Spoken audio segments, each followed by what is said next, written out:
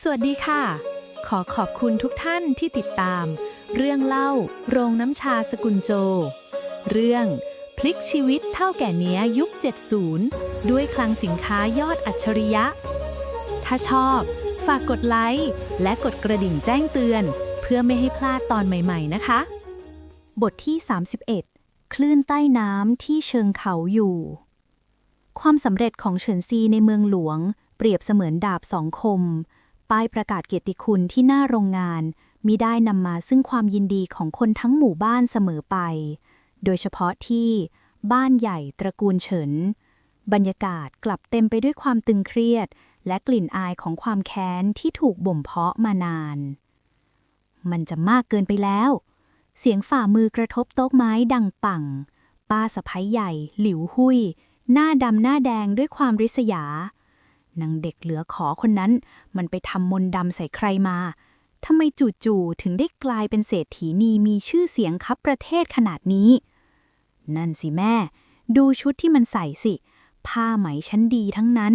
แถมยังมีทหารคอยคุมกันหน้าโรงงานอย่างกับคฤหาสน์เจ้าท่อ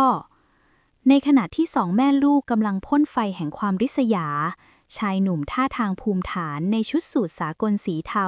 ที่ดูแปลกแยกจากคนในชนบทก็ก้าวเข้ามาในบ้านใหญ่เขาคือคนสนิทของหวังอุ้ยเฟยที่ถูกส่งมาเพื่อหยั่งรากความขัดแย้งนี้ให้ลึกขึ้นคุณผู้หญิงผมมีข้อเสนอที่จะทำให้คุณไม่ต้องทนเห็นความรุ่งเรืองของบ้านรองอีกต่อไปชายคนนั้นเอ่ยพร้อมรอยยิ้มที่เคลือบยาพิษทางด้านโรงงานเฉินซีไม่ได้นิ่งนอนใจแม้เธอจะเพิ่งกลับมาจากปักกิ่งพร้อมชัยชนะแต่สัญชาตญาณนักธุรกิจบอกเธอว่าความสงบนี้เป็นเพียงลวงตาเธอสังเกตเห็นว่าช่วงนี้คนงานบางคนเริ่มจับกลุ่มซุบซิบและปริมาณพริกแห้งที่ชาวบ้านนำมาส่งมีสิ่งปลอมปนมากขึ้นเรื่อยๆอาตงช่วงนี้ในหมู่บ้านมีใครมาป้วนเปี้ยนแปลกๆบ้างไหมครับเฉินซีถามน้องชายขณะกำลังตรวจเช็ควัตถุดิบมีครับพี่ใหญ่ผมเห็นคนของที่ปรึกษาหวังแวะไปที่บ้านใหญ่บ่อยครั้งและที่น่าแปลกคือป้าสะใภ้ใหญ่เริ่มเอาเหล้าเอาอาหารไปแจกคนงานที่เราไล่ออกพวกนายจางด้วยครับเฉินตงรายงานด้วยสีหน้าเคร่งเครียดเฉินซีนิ่งไปครู่หนึ่งมือที่กำลังหยิบพริกแห้งชะงักลงหวังอุ้ยเฟยนายไม่ยอมจบง่ายๆจริงๆสินะเธอรู้ดีว่าหวังอุ้ยเฟยฉลาดเกินกว่าจะโจมตีเธอตรงๆแต่เขากำลังใช้หมากที่อ่อนแอและเต็มไปด้วยความโลภอย่างบ้านใหญ่ตระกูลเฉินมาเป็นเครื่องมือทำลายเธอจากภายในพี่ใหญ่เราควรบอกคุณชัยเซี่ยไหมครับยังก่อนอาตงถ้าเราตีงูให้หลังหักมันจะยิ่งแว้งกัดเราในที่มืดเฉินซีเอ่ยเสียงนิ่งแววตาของเธอเยือกเย็นลงเราต้องปล่อยให้พวกมันวางแผนให้เสร็จสิ้นแล้วเราจะซ้อนแผนให้พวกมันตกหลุมที่ขุดไว้เองเย็นวันนั้นเฉินซีแกล้งประกาศในโรงงานว่าเธอจะไปทำธุระในเมืองมณฑล 2-3 วันและจะลดการคุ้มกันของทหารเพื่อไม่ให้ชาวบ้านอึดอัดทว่าในความเป็นจริงเธอแอบวางสายสืบที่ไว้ใจได้ให้คอยสังเกตการทุกเคลื่อนไหวป้าสะใภ้ใหญ่หลงกลอนทันทีเธอเรียกประชุมลับกับพวกนายจางที่กระท่อมท้ายหมู่บ้านหนังเฉินซีมันไม่อยู่แล้วนี่คือโอกาสทองเราจะเริ่มแผนตัดรากถอนโคนพรุ่งนี้ตอนตี 2โดยที่พวกเขาไม่รู้เลยว่าการเคลื่อนไหวทั้งหมดอยู่ในสายตาของเด็กสาวที่พวกเขาดูหมิ่นมาตลอดเฉินซีไม่ได้ใช้พลังพิเศษใดๆแต่เธอใช้ความโลภของมนุษย์เป็นเหยื่อล่อและคราวนี้เธอตั้งใจจะลากคนบ้านใหญ่และตัวแทนของหวังอุ้ยเฟยมาปิดบัญชีพร้อมกันให้ได้บทที่ 32 แผนซ้อนแผนในคืนเดือนดับบรรยากาศที่เชิงเขาโหย่ในค่ำคืนนี้เงียบสงัดจนน่ากลัวมีเพียงเสียงแมลงกลางคืนที่กรีดร้องแผ่วเบาเฉินซีมองออกไปนอกหน้าต่างห้องทำงานเธอเห็นเงาสลัวของกลุ่มคนเดินลัดเลาะไปตามแนวป่ามุ่งหน้าสู่บ่อน้ำบาดาลที่เป็นหัวใจหลักของโรงงานพวกเขามากันแล้วครับพี่ใหญ่เฉินตงกระซิบเสียงแผ่วขณะที่เขานั่งเฝ้าอยู่ข้างๆพี่สาวอาตงไปบอกคนของเราเตรียมพร้อมไว้แต่อย่าเพิ่งส่งสัญญาณไฟเด็ดขาดจนกว่าฉันจะบอกเฉินซีสั่งการแววตาของเธอสงบนิ่งราวกับผิวน้ำแต่ภายในกลับเย็นเยียบดุจน้ำแข็ง ที่ริมบ่อน้ำป้าสะใภ้ใหญ่หลิวหุ้ยยืนตัวสั่นด้วยความตื่นเต้นและหวาดกลัวในมือของนางถือถังไม้ขนาดเล็กที่บรรจุของเหลวสีคล้ำซึ่งคนสนิทของหวังอี้เฟยนำมาให้พร้อมคำยืนยันว่าแค่เทมันลงไปสินค้าที่ผลิตจากน้ำบ่อนี้จะเปลี่ยนรสชาติและบูดเน่าภายใน3 วันชื่อเสียงนางเด็กนั่นจะพังพินาศเร็วเข้าไอ้นายจางมัวจะชักช้าอยู่ได้ป้าสะใภ้ใหญ่เร่งเสียงเบาโถป้าผมก็กลัวทหารเหมือนกันนะแต่คนของคุณที่ปรึกษาบอกว่าเส้นทางนี้ปลอดภัยที่สุดนายจางรีบปีนขึ้นไปบนขอบบ่อน้ำเตรียมจะเทของเหลวลงไปทว่าพวกเขาไม่รู้เลยว่าก่อนหน้านี้เพียง2 ชั่วโมงเฉินซีได้สั่งให้คนงานที่ไว้ใจได้ทำการปิดวาล์วน้ำหลักและต่อท่อหลอกไว้เรียบร้อยแล้วน้ำที่นายจางกำลังจะวางยาลงไปนั้นเป็นเพียงบ่อพักน้ำทิ้งที่ไม่ได้ใช้ในการผลิตเลยแม้แต่น้อยขณะที่ของเหลวสีดำไหลลงสู่บ่อหลิวหุยก็แสยะยิ้มออกมาอย่างน่าเกลียดนางฉันซีพรุ่งนี้เจ้าเตรียมตัวคลานมากราบขอขมาข้าได้เลยเกียรติยศระดับชาตินั้นหรือมันจะกลายเป็นความอับอายระดับชาติมากกว่าในขณะเดียวกันที่โรงแรมหรูในตัวเมืองมณฑลหวังอี้เฟยนั่งจิบน้ำชาพลางมองดูนาฬิกาข้อมือเขารอคอยข่าวความพินาศของเฉินซีด้วยใจจดจ่อเขาไม่ได้ต้องการแค่ทำลายธุรกิจของเธอแต่เขาต้องการเห็นเธอจนตรอกเพื่อที่เขาจะได้ยื่นมือเข้าไปช่วยเหลือในฐานะผู้มีพระคุณและบีบให้เธอคายความลับเรื่องความเฉลียวฉลาดที่เกินวัยออกมาถ้าเธอคือเฉินซีคงนั้นจริงเธอต้องแก้เกมนี้ได้แต่ถ้าเธอแก้ไม่ได้เธอก็แค่เด็กโชคดีที่ผมจะเหยียบให้จมดินหวังอี้เฟยพึมพำกับตัวเองตัดกลับมาที่โรงงานเมื่อกลุ่มของป้าสะใภ้ใหญ่ทำภารกิจชั่วร้ายเสร็จและเตรียมจะหนีกลับจู่ๆเสียงนกฮูกดังขึ้น3 ครั้งเป็นสัญญาณที่เฉินซีวางไว้เคร่งเสียงโลหะกระทบกันดังขึ้นพร้อมกับแสงไฟจากตะเกียงนับ10 ดวงที่สว่างพรึบขึ้นล้อมรอบกลุ่มคนร้ายไว้ป้าสะใภ้ใหญ่ตกใจจนแข้งขาอ่อนสุดลงกับพื้นดูท่าป้าสะใภ้จะรักโรงงานฉันมากทีเดียวถึงขนาดต้องแอบมาตรวจคุณภาพน้ำตอนตี 2แบบนี้นะคะเฉินซีเดินออกมาจากเงามืดอย่างช้าๆโดยมีเซี่ยจือหางเดินขนาบช่างด้วยท่าทีคุกคามข้าเปล่านะข้าแค่มาเดินเล่นป้าสะใภ้ใหญ่พยายามแถสู้ทั้งที่หลักฐานคือถังเปล่าในมือยังคาตาเดินเล่นพร้อมถังยาพิษนี่เหรอคะคุณชายเซี่ยคะรบกวนช่วยเก็บตัวอย่างน้ำในบ่อนั้นไว้ด้วยนะคะพรุ่งนี้เราจะส่งไปให้ฝ่ายพิสูจน์หลักฐานของกองทัพตรวจสอบว่ามันคือสารอะไรเซี่ยจือหางมองป้าสะใภ้ใหญ่ด้วยสายตาเย็นชาคุณป้าการลอบวางยาในแหล่งเสบียงของกองทัพมีความผิดร้ายแรงเทียบเท่ากับการเป็นกบฏคุณป้าเตรียมตัวไปคุยกับศาลทหารได้เลยครับไม่นะข้าไม่ได้ทำคนเดียวไอ้ที่ปรึกษาหวังนั่นต่างหากที่ส่งคนมาบอกข้าป้าสะใภ้ใหญ่เริ่มเสียสติและซัดทอดทันทีเพราะความกลัวตายเฉินซีเลิกคิ้วขึ้นมาเล็กน้อยแววตาเจ้าเล่ห์ฉายชัดเหยื่อติดเบ็ดแล้วโอ้คุณที่ปรึกษาหวังงั้นเหรอคะแต่ป้าไม่มีหลักฐานนี่ใครจะเชื่อคำพูดของหัวขโมยอย่างป้ากันล่ะคะการกดดันของเฉินซีทำให้ป้าสะใภ้ใหญ่เริ่มลนลานข้ามีจดหมายที่มันส่งมาให้ข้าซ่อนไว้ใต้หมอนที่บ้านใหญ่เฉินซีหันไปยิ้มให้เซี่ยจือหางดูเหมือนเราจะได้เบาะแสสำคัญแล้วล่ะค่ะแต่การจะไปบ้านใหญ่เราคงต้องขอเชิญป้าสะใภ้ใหญ่ไปพักผ่อนในห้องขังของโรงงานเราสักคืนนะคะการปะทะกันในคืนนี้เป็นเพียงจุดเริ่มต้นเฉินซีไม่ได้ต้องการแค่จับป้าสะใภ้ใหญ่แต่เธอต้องการลากคอคนที่ชักใยอยู่เบื้องหลังอย่างหวังอี้เฟยออกมาให้ได้และเธอจะใช้ป้าสะใภ้ใหญ่นี่แหละค่ะเป็นหมากสำคัญในการเดินเกมถัดไปบทที่33เบ็ดที่ไร้เหยื่อและเงื่อนไขแห่งความล่มสลายรุ่งสางที่เชิงเขาโหย่วันนี้ดูเงียบผิดปกติ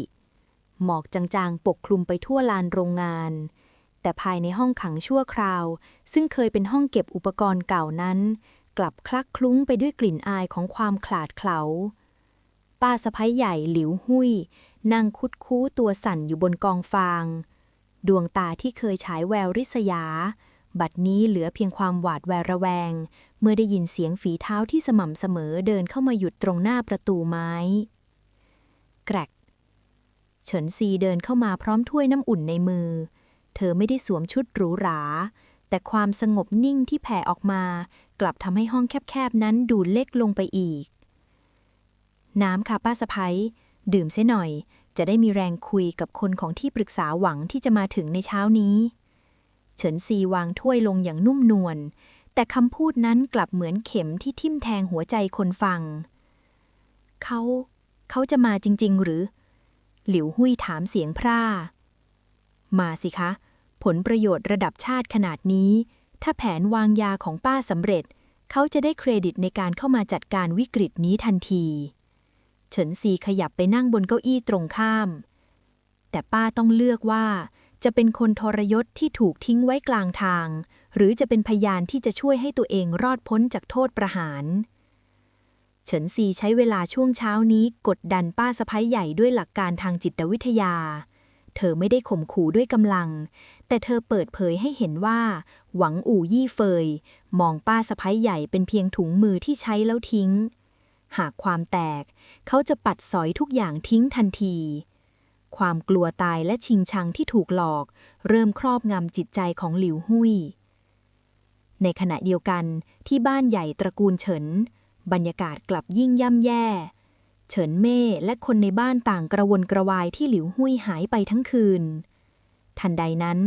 รถทหารของเซี่ยจือห่างก็เข้าปิดล้อมบ้านใหญ่ตามคำสั่งของเฉินซี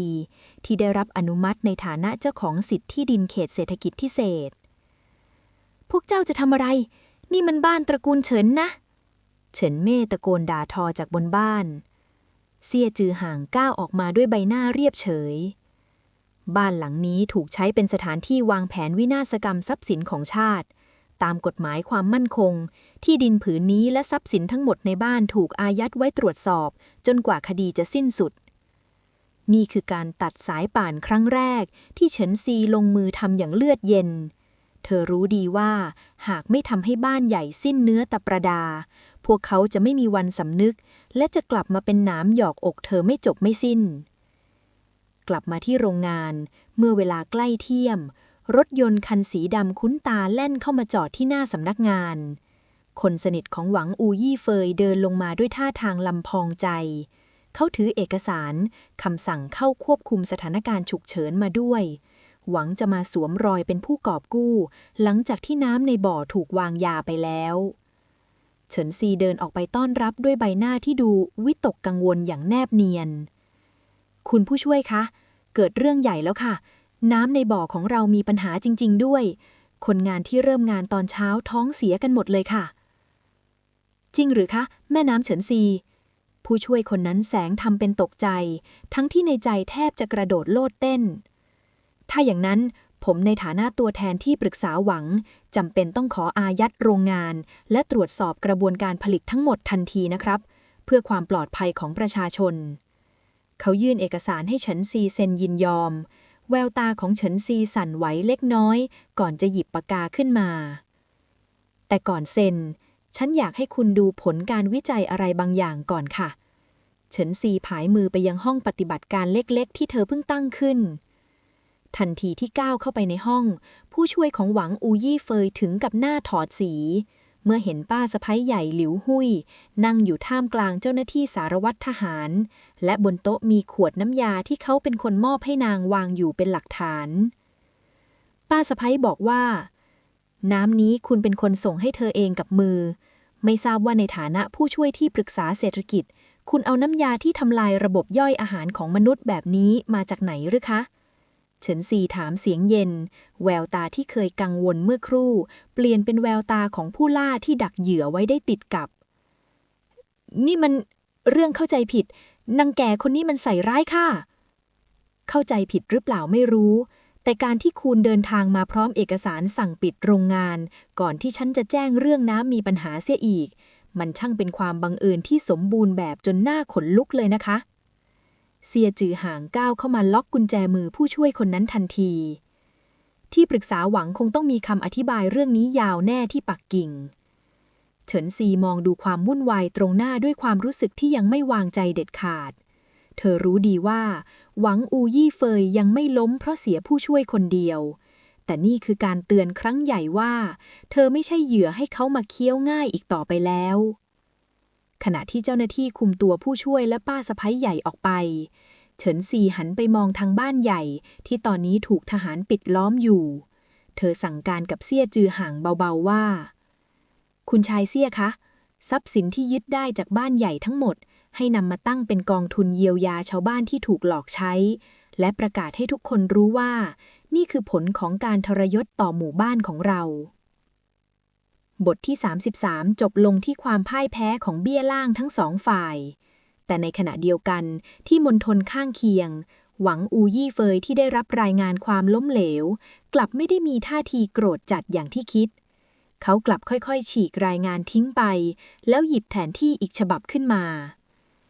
เฉินซีคุณเก่งขึ้นจริงๆแต่เกมต่อจากนี้มันจะไม่ใช่เรื่องในหมู่บ้านเล็กๆอีกต่อไปแล้วผมจะบีบให้คุณต้องวิ่งมาหาผมเองที่เมืองหลวงบทที่34พระเดชพระคุณและสงครามราคาบรรยากาศในหมู่บ้านเชิงเขาโยเต็มไปด้วยความอึดอัดแม้คนบ้านใหญ่จะถูกจับและถูกยึดทรัพย์ตามกฎหมายแต่ภาพของเฉินเม่ยและคนเฒ่าคนแก่ของบ้านใหญ่ที่ต้องหอบหิ้วเข้าของพรุงพรังออกจากเรือนหลังงามไปอาศัยอยู่ในโรงนอนเก่าท้ายหมู่บ้านก็ทำให้ชาวบ้านบางส่วนเริ่มซุบซิบนางหนูเฉินซีนี่มันใจคอทำด้วยเหล็กหรือยังไงนะถึงคนบ้านใหญ่จะผิดจริงแต่นั่นก็สายเลือดเดียวกันแท้ๆเสียงแม่เฒ่าในหมู่บ้านกระซิบกระซาบกันที่ศาลากลางน้ำเฉินซีที่เดินตรวจโรงงานอยู่ลอบได้ยินเสียงเหล่านั้นเธอไม่ได้โกรธแต่เธอรู้ดีว่าในสังคมชนบทความสงสารมักจะอยู่เหนือความถูกต้องเสมอหากเธอปล่อยให้กระแสความเห็นใจคนผิดขยายตัวออกไปรากฐานความศรัทธาในตัวเธอจะสั่นคลอนอาตงไปเตรียมการพรุ่งนี้เช้าเราจะจัดงานทำบุญใหญ่และชี้แจงสวัสดิการที่ลานวัดหมู่บ้านแจกจ่ายอาหารและข้าวสารให้กับทุกบ้านและให้คนของเราเตรียมบอร์ดนิทรรศการแสดงหลักฐานขวดยาพิษและแผนที่วางยาของป้าสะใภ้ใหญ่ให้ทุกคนดูอย่างชัดเจนด้วยเฉินซีสั่งการด้วยน้ำเสียงราบเรียบแต่เด็ดขาดในเช้าวันต่อมาเฉินซีไม่ได้ไปในฐานะเศรษฐีนีผู้โอหังแต่เธอสวมชุดผ้าฝ้ายธรรมดาเดินเข้าไปหาชาวบ้านด้วยรอยยิ้มเธอใช้เงินที่ยึดได้จากบ้านใหญ่ส่วนหนึ่งมาตั้งเป็นกองทุนช่วยเหลือผู้สูงอายุและทุนการศึกษาเด็กพร้อมกับอธิบายความจริงอย่างละเมียดละไมทุกคนคะที่ดินและทรัพย์สินของบ้านใหญ่ที่ถูกยึดมาฉันไม่ได้เอาเข้ากระเป๋าตัวเองแม้แต่หยวนเดียวแต่มันจะถูกเปลี่ยนเป็นค่าเล่าเรียนและค่ายาของคนในหมู่บ้านเราเฉินซีเว้นจังหวะพลางมองไปรอบๆที่ฉันต้องทำรุนแรงเพราะถ้าวันนั้นพวกเขาวางยาสำเร็จไม่ใช่แค่ฉันที่ล่มจมแต่พริกเผาของพวกเราจะกลายเป็นยาพิษและหมู่บ้านเราจะถูกตราย่าไปชั่วลูกชั่วหลานทุกคนอยากให้เป็นแบบนั้นหรือคะคำชี้แจงที่มาพร้อมกับผลประโยชน์ที่จับต้องได้ทำให้เสียงวิจารณ์ค่อยๆเงียบลงชาวบ้านเริ่มเข้าใจว่าพระเดชที่เฉินซีใช้คือการปกป้องผลประโยชน์ของส่วนรวมและพระคุณที่เธอหยิบยื่นคือการแบ่งปันที่แท้จริงทว่าในขณะที่ปัญหาระดับหมู่บ้านกำลังคลี่คลายปัญหาระดับประเทศก็ปะทุขึ้นเมื่อสายรายงานจากปักกิ่งและมณฑลใกล้เคียงส่งจดหมายด่วนมาถึงเธอพี่ใหญ่ดูนี่ครับเฉินตงยื่นพริกเผาขวดหนึ่งให้เฉินซีขวดนั้นมีรูปทรงและฉลากคล้ายกับพริกเผาสกุลเฉินจนเกือบแยกไม่ออกแต่ชื่อแบรนด์กลับเขียนว่าพริกเผาตราสีมณีนี่มันอะไรกันเฉินซีชิมรสชาติแล้วขมวดคิ้วรสชาติแย่มากมีแต่แป้งและน้ำมันพืชราคาถูกแถมใส่สีกินได้แต่ที่น่าตกใจคือราคาใช่ครับพี่ใหญ่มันขายเพียงครึ่งราคาของพริกเผาเราและตอนนี้มันกำลังกระจายไปตามสหกรณ์ร้านค้าทั่วประเทศหวังอุยเฟยใช้เส้นสายของที่ปรึกษาเศรษฐกิจบีบให้ร้านค้าต้องวางขายสินค้าตัวนี้เคียงข้างกับของเราครับเฉินซีวางขวดพริกปลอมลงแววตาของเธอฉายแววครุ่นคิดหวังอุยเฟยนายไม่ได้จะทำลายคุณภาพสินค้าฉันอย่างเดียวแต่นายกำลังจะใช้สงครามราคาบีบให้ฉันขาดทุนจนต้องยอมก้มหัวให้นายสินะเธอรู้ดีว่าต้นทุนของเธอสูงเพราะเน้นวัตถุดิบคุณภาพและสวัสดิการคนงานหากเธอลดราคาลงตามเธอจะล่มจมแต่ถ้าเธอคงราคาเดิมไว้ลูกค้าที่ไม่มีกำลังซื้อจะหันไปหาของเลียนแบบทันทีคุณชายเซี่ยฉันต้องการติดต่อกับสมาคมผู้บริโภคและหน่วยงานตรวจสอบมาตรฐานอาหารในปักกิ่งค่ะเฉินซีหันไปหาเซี่ยจือหางที่ยืนอยู่ข้างๆคุณจะทำยังไงเฉินซีเซี่ยจือหางถามด้วยความห่วงใย ฉันจะไม่ลดราคาแม้แต่หยวนเดียวค่ะเฉินซีแสยะยิ้มที่ทำให้คนมองต้องขนลุกแต่ฉันจะทำให้คนทั้งประเทศรู้ว่า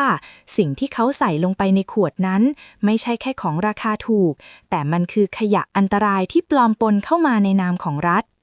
บทที่ 35 พิษในขวดสวยและการโต้กลับของหงส์ภายในห้องทดลองเล็กๆที่เฉินซีจัดตั้งขึ้นในเขตโรงงานเธอกำลังจดจ่ออยู่กับการวิเคราะห์ส่วนประกอบของพริกเผาสี่มณีสินค้าเลียนแบบที่หวังอี้เฟยส่งมาตีตลาดแม้เครื่องไม้เครื่องมือในยุค 70 จะไม่ได้ทันสมัยเท่าโลกอนาคตแต่ด้วยความรู้พื้นฐานด้านเคมีที่เธอมีติดตัวมาทำให้เธอตรวจพบความผิดปกติบางอย่างได้ไม่ยากกลิ่นนี่มัน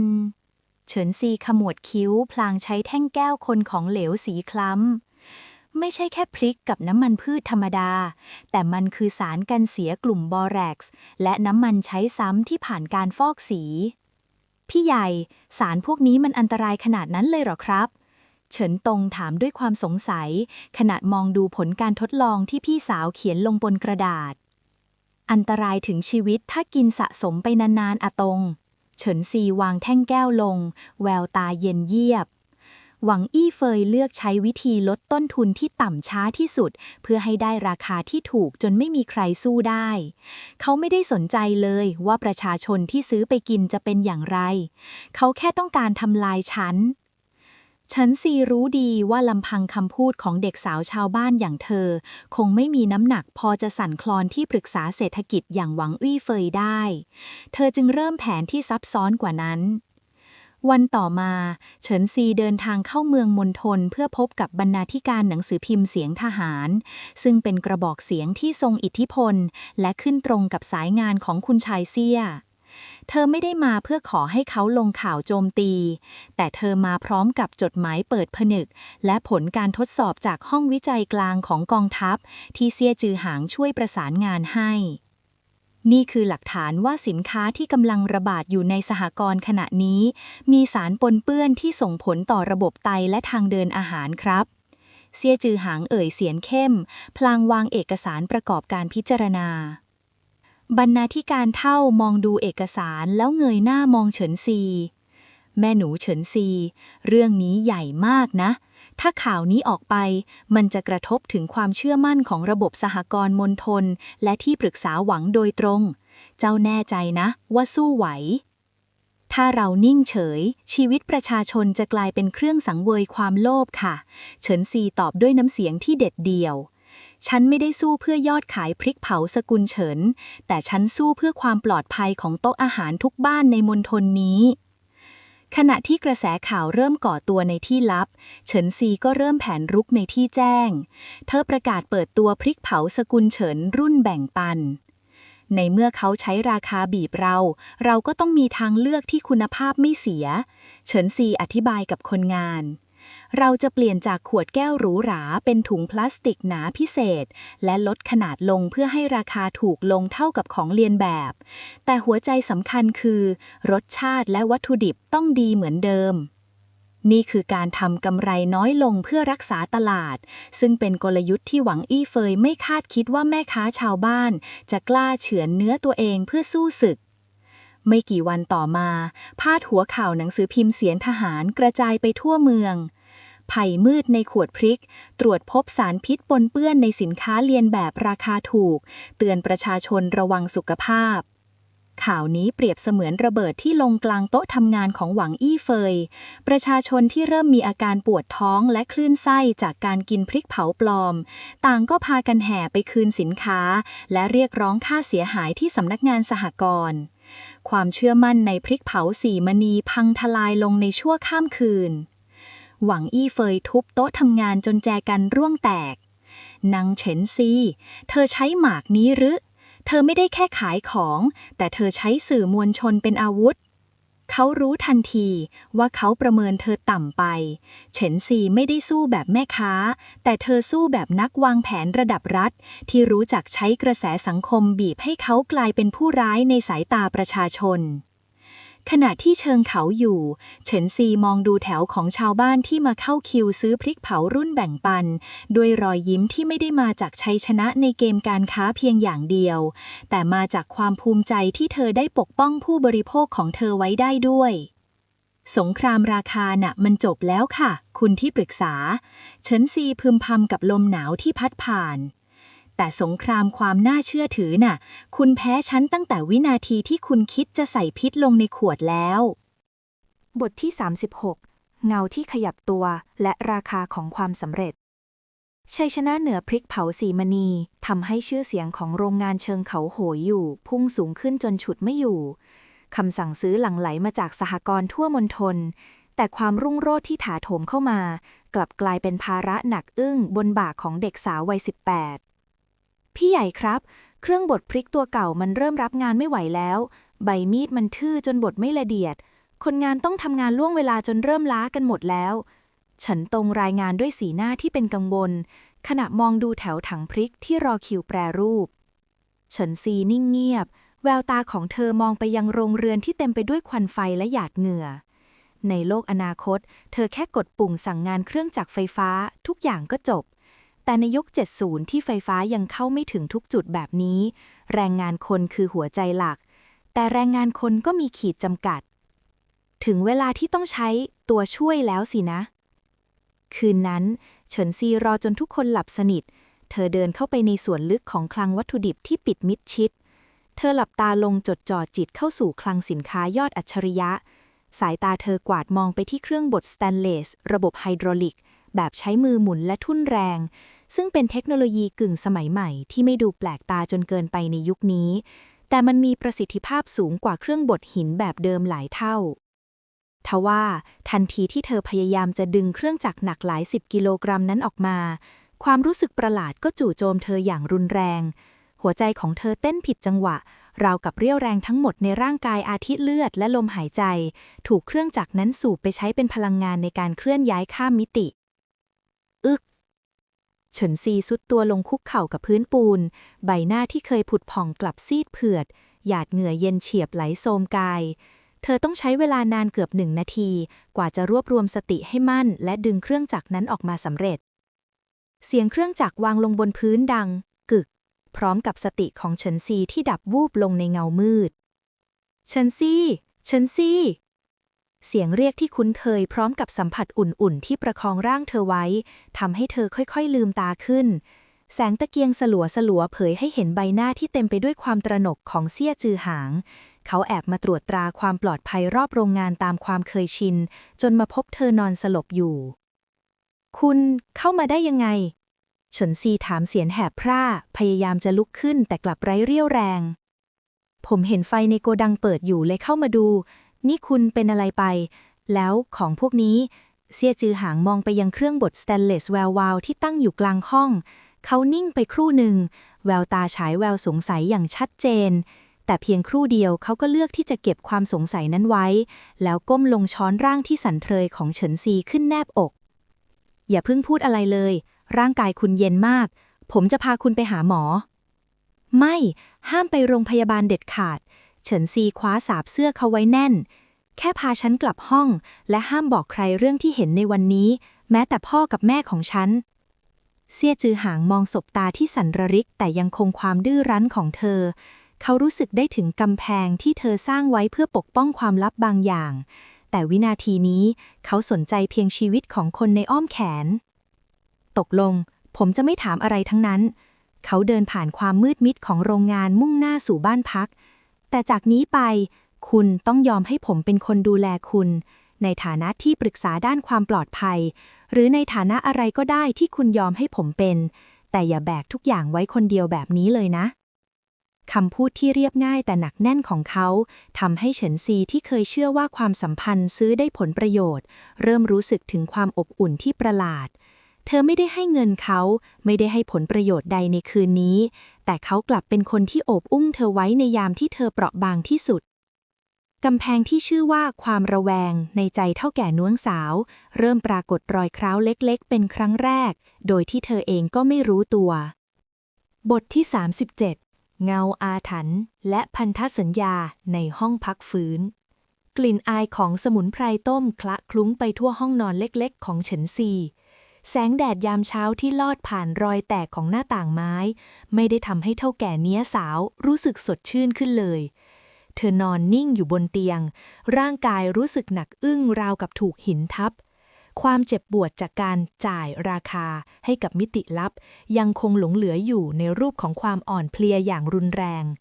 ดื่มนี่ซะหน่อยมันจะช่วยบำรุงเลือดเสียงทุ้มต่ำที่ฟังดูนุ่มนวลผิดปกติของเซี่ยจือหางดังขึ้นข้างเตียงเขาประคองเธอให้ลุกขึ้นนั่งอย่างแผ่วเบาเฉินซีมองดูถ้วยยาในมือชายหนุ่มแล้วขมวดคิ้วคุณยังไม่กลับไปค่ายอีกหรอคะนานที่กองทัพคงไม่ใช่น้อยๆหน้าที่ของทหารคือการปกป้องประชาชนและตอนนี้ประชาชนที่สำคัญที่สุดของผมกำลังล้มป่วยผมจะไปไหนได้เซี่ยจือหางตอบโดยไม่หลบสายตาความหมายที่แฝงอยู่นั้นชัดเจนจนเฉินซีต้องเป็นฝ่ายเบือนหน้าหนีเรื่องเครื่องจักรในโกดังเฉินซีเปรยขึ้นอย่างกังวลผมจัดการให้แล้วเซี่ยจือหางสั่งให้คนงานเคลื่อนย้ายมันไปติดตั้งในห้องที่มิดชิดที่สุดและประกาศกับทุกคนว่ามันคือเครื่องต้นแบบที่กองทัพส่งมาทดสอบการแปรรูปเสบียงใครก็ตามที่เข้ามาวุ่นวายโดยไม่ได้รับอนุญาตจะถูกดำเนินคดีทางทหารเฉินซีนิ่งไปเขาไม่ได้ถามว่ามันมาจากไหนไม่ได้ถามว่าทำไมจู่ๆเครื่องจักรหน้าตาประหลาดนั่นถึงโผล่มากลางโกนังที่ปิดล็อกเขาแค่สร้างความชอบธรรมให้มันเพื่อให้เธอปลอดภัยทำไมคุณถึงช่วยฉันขนาดนี้เฉินซีถามเบาๆคุณก็รู้ว่าฉันมีความลับที่อาจจะนำอันตรายมาให้คุณเซี่ยจือหางขยับเข้ามาใกล้ขึ้นอีกนิดในโลกที่ทุกคนพยายามจะตักตวงผลประโยชน์จากคุณผมแค่อยากเป็นคนเดียวที่คุณสามารถล้มลงข้างๆได้โดยไม่ต้องระแวงความลับของคุณก็คือความลับของคุณเฉินซีผมสนใจแค่ว่าคุณยังหายใจอยู่ตรงหน้าผมก็พอในขณะที่ภายในห้องเต็มไปด้วยบรรยากาศที่เริ่มสั่นคลอนหัวใจที่ด้านชาของเฉินซีภายนอกโรงงานกลับเริ่มมีคลื่นใต้น้ำนายจางอดีตคนงานที่เป็นลูกน้องของบ้านใหญ่แล้วยังวนเวียนอยู่ในหมู่บ้านแอบซุ่มมองดูความเคลื่อนไหวผ่านรั้วลวดหนามข้าเห็นกับตานางเฉินซีมันเสกของออกมาได้เมื่อคืนโกดังปิดตายไม่มีรถขนส่งแม้แต่คันเดียวแต่เช้านี้กลับมีเครื่องจักรเหล็กกล้าวแวววาวโผล่มามันต้องใช้คุณไสยหรืออาคมเรียกพวกนั้นมาแน่ๆถ้าเป็นอย่างที่แกพูดจริงเฉินเม่ยตาเป็นประกายด้วยความริ้วรอยอาฆาตเราก็แค่ต้องทำให้คนในหมู่บ้านเชื่อว่าที่นี่คือโรงงานอาถรรพ์ใครกินพริกเผาเข้าไปจะถูกคำสาปดูซิว่าชื่อเสียงระดับชาติของมันจะทนแรงกดดันจากความกลัวของชาวบ้านได้นานแค่ไหนแผนการทำลายชื่อเสียงครั้งใหม่เริ่มก่อตัวขึ้นในที่มืดโดยใช้ความเชื่อและสัญชาตญาณความกลัวของคนในยุค 70 เป็นอาวุธเฉินซีที่ยังคงนอนซมอยู่บนเตียงยังไม่รู้เลยว่า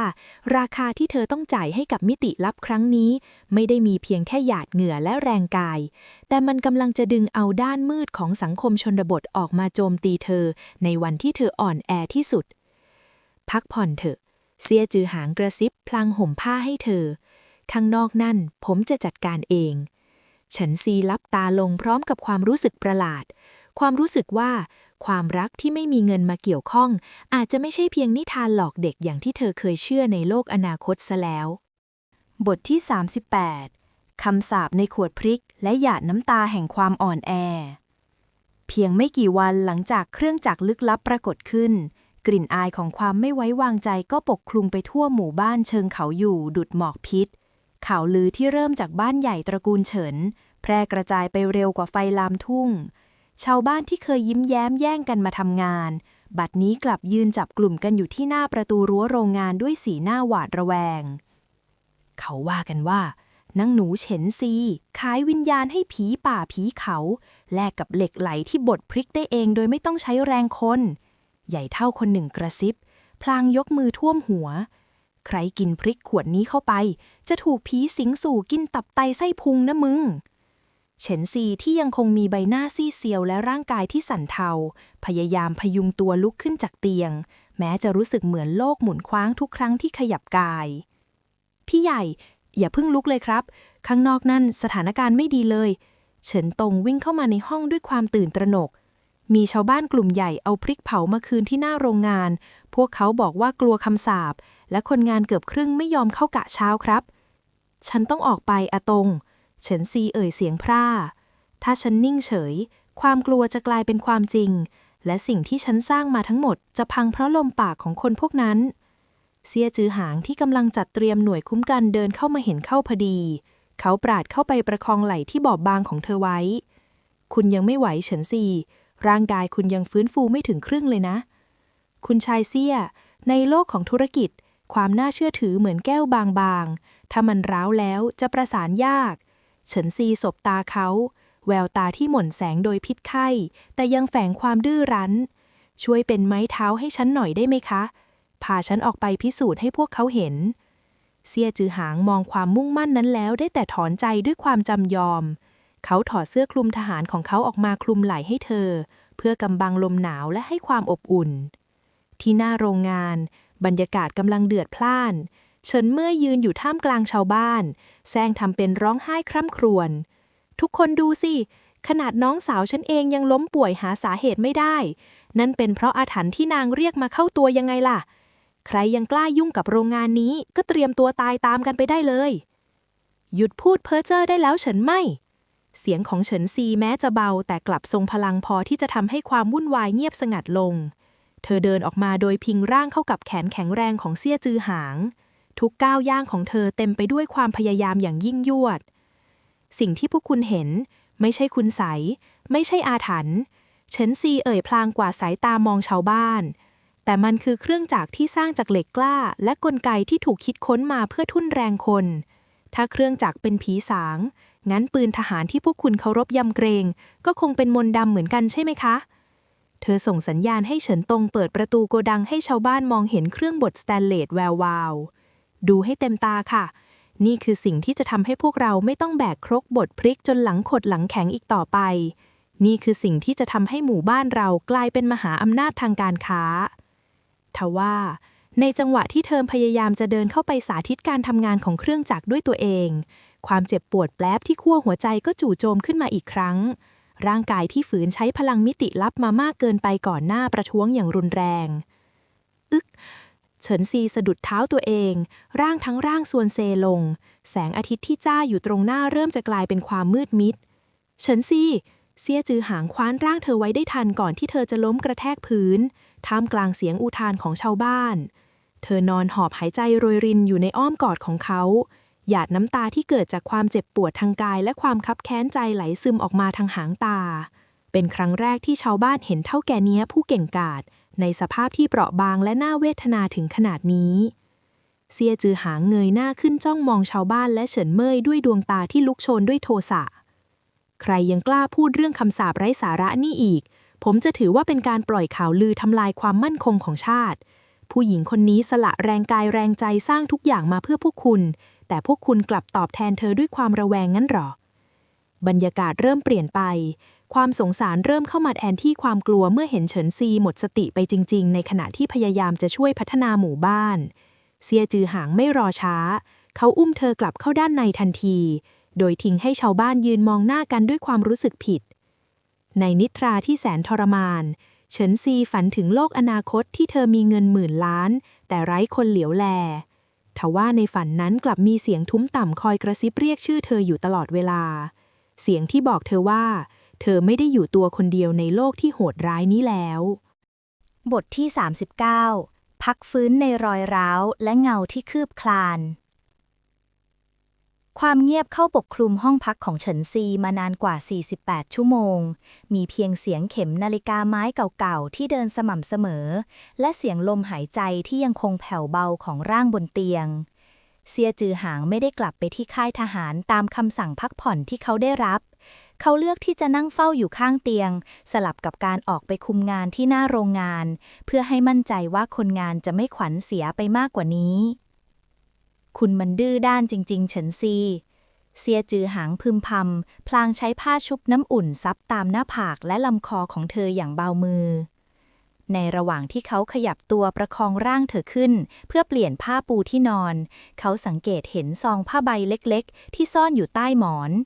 ด้วยสัญชาตญาณทหารเขาจึงเปิดออกดูและพบกับขวดยาแก้วใสที่บรรจุเม็ดยาสีประหลาดซึ่งเขาไม่เคยเห็นที่ไหนมาก่อนในประเทศนี้ตัวอักษรบนฉลากก็ดูแปลกตาและทันสมัยจนหน้าขนลุกเขานิ่งไปครู่หนึ่งแววตาคมกริบฉายแววครุ่นคิดยาพวกนี้เครื่องจักรพวกนั้นคุณเป็นใครกันแน่ทว่าเมื่อเขามองไปที่ใบหน้าซีดเซียวของเฉินซีความสงสัยทั้งหมดก็ถูกแทนที่ด้วยความห่วงใยเขาปิดซองผ้าและสอดคืนไว้ที่เดิมอย่างเงียบเชียบผมสัญญาตราบใดที่ผมยังอยู่ความลับของคุณจะปลอดภัยที่สุดในขณะเดียวกันที่ร้านน้ำชาในตัวเมืองมณฑลเฉินเม่ยนั่งหน้าดำหน้าแดงอยู่ตรงข้ามกับชายชะกันหน้าบากที่มีรอยสักเต็มแขนเขาคือหลงเฟยหัวหน้ากลุ่มนักเลงที่คุมเส้นทางขนส่งสินค้าเข้าสู่ตลาดมืดแกแน่ใจนะว่านางนั่นมันไม่มีทหารคุ้มกันหนาแน่นเหมือนเมื่อก่อนหลงเฟยถามพลางพ่นควันยาสูบแน่ใจสิจ๊ะพี่หลงเฉินเม่ยจีบปากจีบคอตอนนี้ทหารส่วนใหญ่ถูกย้ายไปคุมเขียนที่ท้ายหมู่บ้านเหลือเพียงไม่กี่คนและเฉินซีก็กระปลักกระเปลี้ยนอนรอวันตายอยู่บนเตียงถ้าพี่ปล้นขบวนรถพริกเผาล็อตใหม่ที่มันคุยนักคุยหนาว่าทำจากเครื่องจักรเทวดาได้ชาวบ้านก็จะเชื่อทันทีว่าเครื่องจักรนั้นนำมาซึ่งอัปมงคล ถ้าของมันดีจริงอย่างที่เขาว่าข้าเอาไปขายต่อให้พวกนายทุนในปักกิ่งคงได้เงินเป็นปึกหลงเฟยสแยะยิ้มพรุ่งนี้ตอนที่ขบวนรถผ่านหุบเขาเสือหมอบข้าจะทำให้มันรู้ว่าแถวนี้ใครใหญ่ตัดกลับมาที่โรงงานเช้าวันที่3เฉินซีค่อยๆลืมตาขึ้นมาอย่างยากลำบากความรู้สึกปวดแปลดตามร่างกายเริ่มบรรเทาลงบ้างแล้วแต่ความอ่อนเพลียยังคงเกาะกินเธอเห็นแผ่นหลังกว้างของเซี่ยจือหางที่นั่งหลับคาเก้าอี้อยู่ข้างเตียงมือข้างหนึ่งของเขายังคงกุมขอบเตียงไว้แน่นราวกับกลัวว่าเธอจะหายไปเธอมองดูใบหน้าที่ดูเหนื่อยล้าของเขาแล้วรู้สึกวูบไหวในอกทำไมเขาถึงต้องทำขนาดนี้ในโลกที่ฉันเคยอยู่แค่ฉันป่วยเข้าโรงพยาบาลพ่อแม่ยังโทรมาถามแค่เรื่องพินัยกรรมเลยเธอพยายามจะขยับตัวแต่เซี่ยจือหางตื่นขึ้นมาทันทีเฉินซีคุณฟื้นแล้วอย่าเพิ่งลุกใจเย็นๆฉันหลับไปนานแค่ไหนคะ2 วันเต็มๆครับเขาประคองเธอให้พิงหมอนชาวบ้านเริ่มสงบแล้วเพราะผมให้คนไปปล่อยข่าวว่าคุณแค่ทำงานหนักจนเป็นลมแดดไม่ใช่คำสาปอะไรทั้งนั้นเฉินซีฝืนยิ้มขอบคุณนะคะแต่ฉันสังหรณ์ใจไม่ดีเลยเฉินเม่ยเงียบผิดปกติไปอย่าเพิ่งกังวลเรื่องนั้นเลยเซี่ยจือหางเอ่ยเสียงนุ่มตอนนี้คุณต้องกินข้าวและพักผ่อนให้แข็งแรงก่อนส่วนเรื่องข้างนอกผมเตรียมแผนรับมือไว้แล้วทว่าในวินาทีนั้นเองเฉินตงก็วิ่งหน้าตื่นเข้ามาในห้องพี่ใหญ่ครับคุณชายเซี่ยครับมีรายงานว่าขบวนรถขนส่งพริกเผาล็อตแรกที่จะส่งเข้าเมืองมณฑลถูกชายชุดดำกลุ่มใหญ่ดักซุ่มอยู่ที่ทางเข้าหุบเขาเสือหมอบครับเฉินซีใจกระตุกวูบหนึ่งเธอพยายามจะลุกขึ้นมาแต่เซี่ยจือหางกดบ่าเธอไว้แววตาของเขาเปลี่ยนเป็นเข้มแข็งและดุดันดุจราชสีห์นอนพักอยู่ที่นี่เฉินซีผมบอกแล้วไงว่าผมจะเป็นคนจัดการเองเซี่ยจือหางหันไปหยิบปืนพกและเสื้อคลุมทหารก่อนจะเดินออกจากห้องไปทิ้งให้เฉินซีนั่งมองตามหลังเขาไปด้วยความรู้สึกที่ไม่เคยเกิดขึ้นมาก่อนความรู้สึกว่าเธอไม่ต้องกวัดแกว่งดาบเพียงลำพังอีกต่อไปในสงครามนี้บทที่40สมรภูมิหุบเขาเสือหมอบและการเดิมพันด้วยเลือดเงาของขุนเขาโยทอดตัวยาวพาดผ่านเส้นทางลูกรังที่คดเคี้ยวขบวนรถบรรทุกสินค้าล็อตแรกที่ผลิตจากเครื่องจักรใหม่กำลังเคลื่อนตัวอย่างช้าๆมุ่งหน้าสู่หุบเขาเสือหมอบซึ่งเป็นจุดยุทธศาสตร์ที่สูงชันและแคบที่สุดทหารในชุดเครื่องแบบ4 นายประจำอยู่ท้ายรถด้วยท่าทีระแวดระวังแต่พวกเขายังไม่รู้เลยว่าเหนือหน้าผาขึ้นไปนั้นดวงตาของหลงเฟยและสมุนนับ10กำลังจ้องมองลงมาด้วยความละโมบเตรียมตัวพอรถคันแรกเข้าจุดบอดให้ทิ้งท่อนซุงลงไปปิดทางหลงเฟยสั่งเสียงเหี้ยมในมือกระชับปืนพกกระบอกใหม่ที่เพิ่งได้รับมาจากผู้นิรนามในปักกิ่ง ในขณะเดียวกันที่ห้องพักในโรงงานเฉินซีฝืนความเจ็บปวดลุกขึ้นจากเตียงเธอพยายามเพ่งกระแสจิตเข้าสู่คลังสินค้ายอดอัจฉริยะอีกครั้งแม้จะรู้ว่าร่างกายอาจรับไม่ไหวแต่เธอไม่สามารถปล่อยให้เซี่ยจือหางเผชิญอันตรายโดยไม่มีแผนสำรองฉันต้องเห็นว่าเกิดอะไรขึ้นเฉินซีนำโดรนจิ๋วระบบอินฟราเรดออกมาซึ่งใช้พลังงานกายเพียงเล็กน้อยเพราะเป็นของชิ้นเล็กเธอปล่อยมันออกทางหน้าต่างให้บินลับลอยไปตามลมมุ่งสู่หุบเขาภาพที่ส่งกลับมายังจอมอนิเตอร์ในมิติลับทำให้หัวใจเธอแทบหยุดเต้นนั่นมันปืนไรเฟิลทันสมัยพวกนักเลงท้องถิ่นไม่น่าจะมีของแบบนี้ได้เฉินซีพึมพำใบหน้าซีดเผือดลงกว่าเดิมหวังอื่อเฟยในกล้าดียังไงถึงส่งอาวุธสงครามมาให้โจรป่าปังปังปังเสียงปืนดังสนั่นก้องหุบเขาท่อนซุงขนาดยักษ์ร่วงหล่นลงมาขวางหน้ารถบรรทุกคันแรกจนเบรกเสียงดังสนั่นเสียจือหางที่ขี่มอเตอร์ไซค์ทหารนำขบวนมากระโดดลงจากรถพร้อมชักปืนคู่กายออกมาทันทีทุกคนหมอบลงหาที่กำบังเสียจือหางตะโกนก้องกระสุนจากฝ่ายหลงเฟยสาดลงมาดุดหาพรุนทหาร2 นายถูกยิงได้รับบาดเจ็บทันทีสถานการณ์ตกเป็นรองอย่างเห็นได้ชัดหลงเฟยหัวเราะร่าขณะก้าวออกมาจากหลังโขดหินคุณชายเซี่ยส่งมอบเครื่องจักรและสินค้าทั้งหมดมาเสียดีๆแล้วข้าจะไว้ชีวิตทหารของแกแผ่นดินนี้ข้าเป็นคนคุมกฎหมายทหารของคุณมันใช้ไม่ได้ที่นี่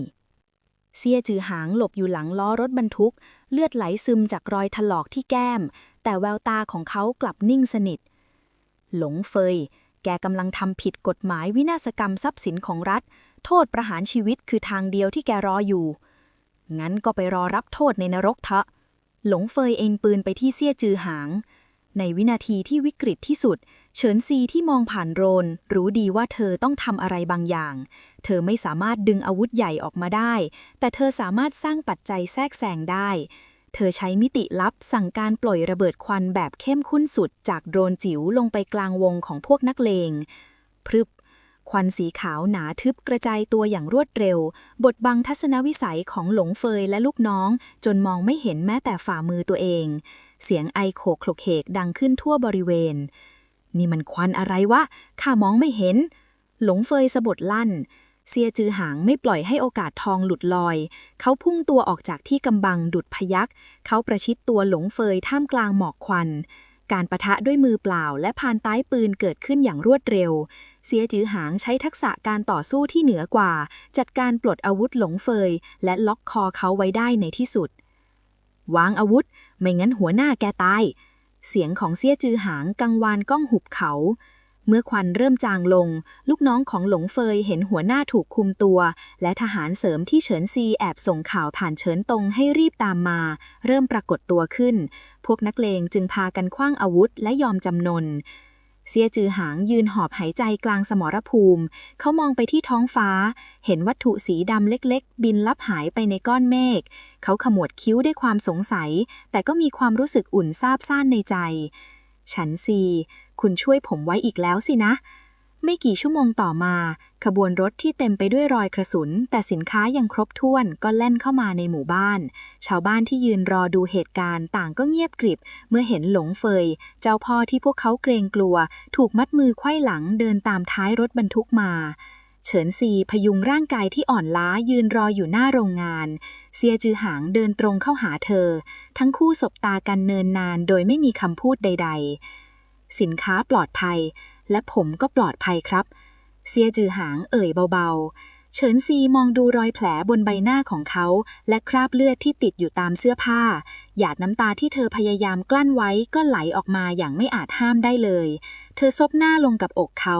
เป็นครั้งแรกที่เธอวางหน้ากากเท่าแก่เนี้ยงใจหินลงและยอมรับความรักจากใครสักคนด้วยความเต็มใจขอบคุณที่กลับมานะคะขอบคุณจริงๆท่ามกลางสายตาของชาวบ้านและเฉินเหมยที่ยืนหน้าซีดอยู่ไกลๆทุกคนได้เห็นแล้วว่าไม่มีคำสาปใดในโรงงานนี้